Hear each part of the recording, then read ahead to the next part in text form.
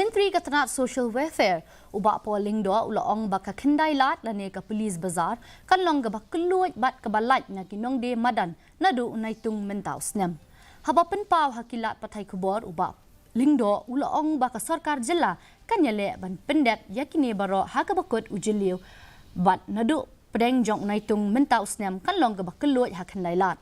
Ulaya thu baladep ban pelong ya shibun gijinyalang halor kani ke benta. Shushu utai menteri ulaya thu baka jing penrung kerteng iki Nongdie Madan kalanang yai biteng bat ki kenhuan baper.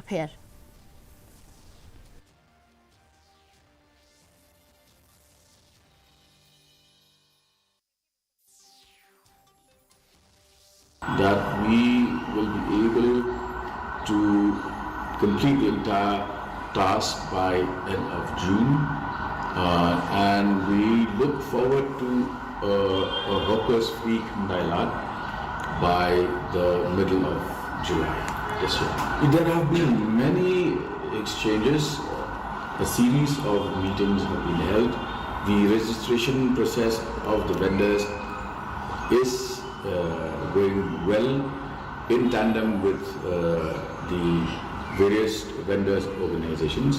They are on board. As many as 200 of them will be rehabilitated.